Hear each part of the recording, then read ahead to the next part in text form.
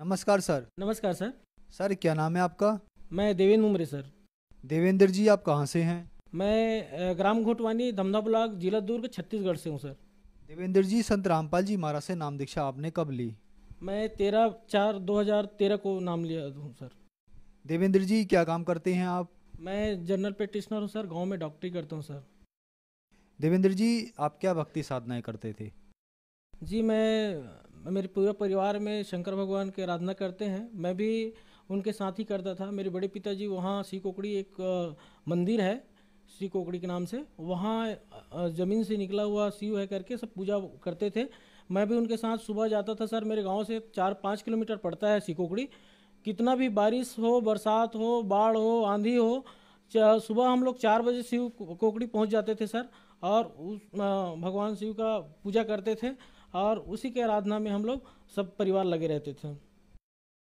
Sir, जैसे कि आपने बताया कि आप सिर्फ भगवान की पूजा करते थे, तो संत रामपाल जी महाराज जी को गुरु बनाने का क्या कारण रहा? सर बहुत पहले मेरे पिताजी ये छत्तीसगढ़ के जो डॉक्टर साहब है तामाराम जी उमरे, वो सदगुरु रामपाल जी महाराज से नामदान लिए थे सर। तो उन्होंने हम सबको बार बार बोल रहे थे सर कि चलो, मुझे लगा कि चलो कम से कम घूम के तो आ जाते हैं। हरियाणा जाना है, दिल्ली बोलते हैं, बीच में दिल्ली पड़ता है। हमारे लिए बहुत बड़ी बात होती है कि कहीं दूर जाना है तो घूम के आ जाते हैं ऐसा करके। तो उस समय मैं चला गया सर। और मैं जब आश्रम हरियाणा पहुंचा सर, तो उससे पहले दिल्ली में मेरी एक बुरी आदत थी सर। मैं गुटखा खाता था सर। पढ़ाई के जीवन में जैसे मैं हाई स्कूल में था तो लत पड़ गई थी। तो मैं 300-400 रुपये का वो एक RMD आता है, उसको मैं खाता था सर। आश्रम गया, संत रामपाल जी महाराज से नाम लिया सर। उसके बाद सर मैं मेरी जो लतें थी गुटखा खाने की, वो मेरे याद ही नहीं रहा सर। और आज तक मैं उनकी सुगंध से मेरे को एक नशा और दुर्गंध आती है सर। तो आज तक मैं उस चीज़ से निर्विध हूँ सर। सर, संत रामपाल जी महाराज से नाम दीक्षा लेने के बाद जो आप 400-500 रुपए का जो गुटखा था रोज खाते थे, वो आपका छूट गया। आज तक आपको इस चीज़ को याद नहीं है, तो फिर और भी कोई लाभ मिले आपको संत रामपाल जी महाराज से नाम दीक्षा लेने के बाद? और लाभ तो बहुत सारा है सर। मेरी मम्मी की उसको पेन हुआ हार्ट में सर, तो उसको डॉक्टर के पास ले गए अपन। एक डॉक्टर नेमी चोपड़ा है करके। तो उन्होंने देखा और 1-2 बार बुलाया। उसके बाद तीसरा बार मेरे को बोले कि आप एक काम कराओ, आप इको करवा लो। जब मैं रिटर्न उनके पास आया तो बोले आप कौन हो उनका? मैं बोला उसका बेटा हूँ। तो बोले एक काम करो, अम्मा जी को बाहर बिठाओ, मैं आपसे कुछ बात करना चाहता हूँ। मेरे को बताया भगत जी कि आपकी जो मम्मी है उनकी जो हार्ट बीट होता है, हार्ट है एक जैसा अपन पपीता की साइज के होता है। तो 99% वो काम करना बंद कर दिया, सिकुड़ गया है। मात्र एक जैसा उसका डंठल लटका रहता है, वो लटका हुआ है। वो मुश्किल से 5% उसमें संचार हो रहा है ब्लड का। और मैं डॉक्टर हूँ, मैं समझ रहा हूँ चीज़ को भगत जी। तो सर मैं उस चीज़ को रियलाइज़ किया कि, तो मैं बोला उसको अब क्या करना है सर, ऐसा करके कुछ दवाई लिख दो या कोई सर्जरी होगा। बोले कोई सर्जरी नहीं है, कोई इलाज नहीं है।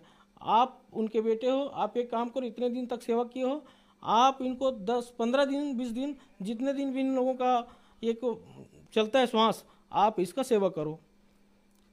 मन नहीं मारा सर, दूसरे डॉक्टर को भी दिखाए, पूछा भी गया।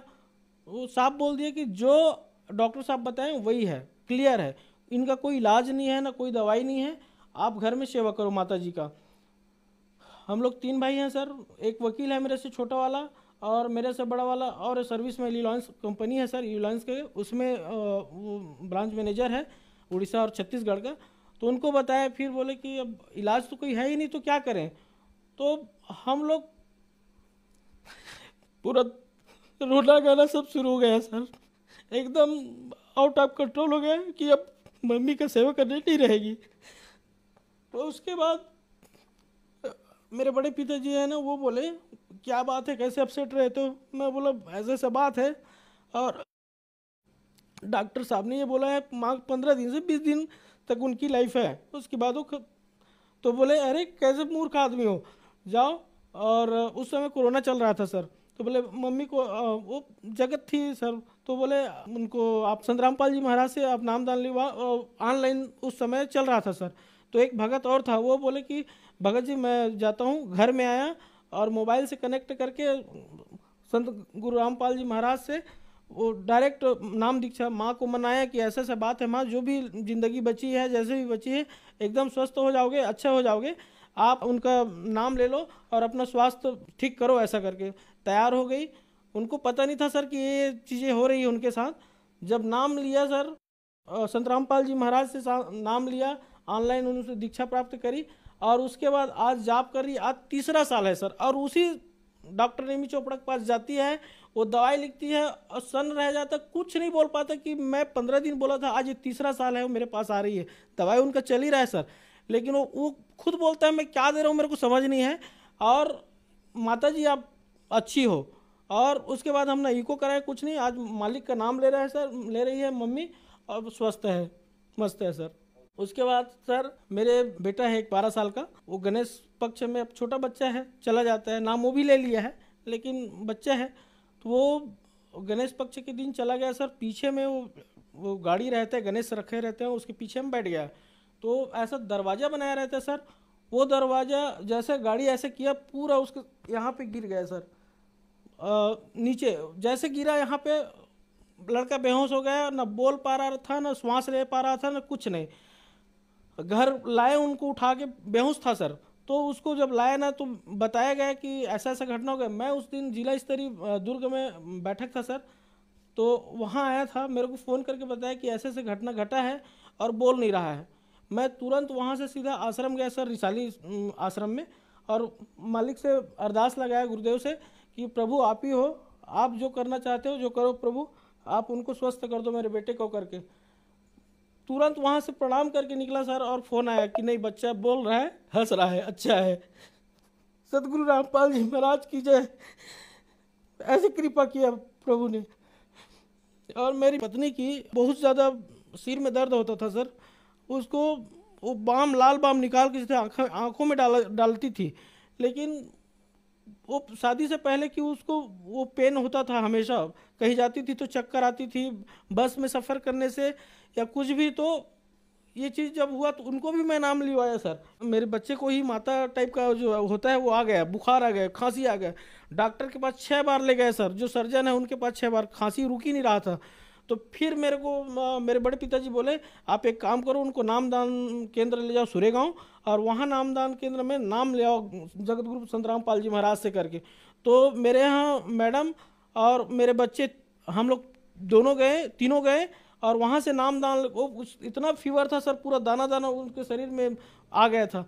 वहाँ से नामदान लिए, चरणामृत लिए, गुरुदेव का प्रणाम किए सर, ना खांसी नहीं आया उनको, ना उनका फीवर खत्म हो गया, और उनका दाना खत्म हो गया। और मेरे यहाँ धर्मपत्नी की, उसकी जो आंखों की जो दर्द था, सर में जो दर्द था, वो आज तक नहीं हुआ सर। कोई भी सफ़र में जाता ना कोई उल्टी ना कुछ नहीं, कोई सब ठीक हो गया सर। मैं प्रैक्टिस करता था गाँव में, रोज़ कमाता था, रोज़ खाता था सर। मैं कोई पैसा नहीं बचाता था, मेरे पास कोई पैसा नहीं बचता था।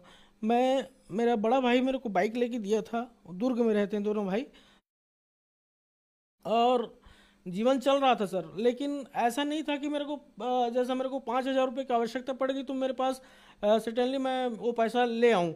लेकिन मालिक की ऐसी दुआ हुई, ऐसी कृपा हुई सर कि आज इतनी अच्छी मेरी प्रैक्टिस चल रही। मैं पिछले साल कोरोना के समय फार्मेसी भी किया सर, और मेरा प्रैक्टिस इतना अच्छा चल रहा है डॉक्टरी सर गाँव में। आज मेरा खुद का एक बहुत बड़ा हॉस्पिटल खुल गया है सर, और मेडिकल खोल दिया हूँ, साइड में मेडिकल भी है मेरा।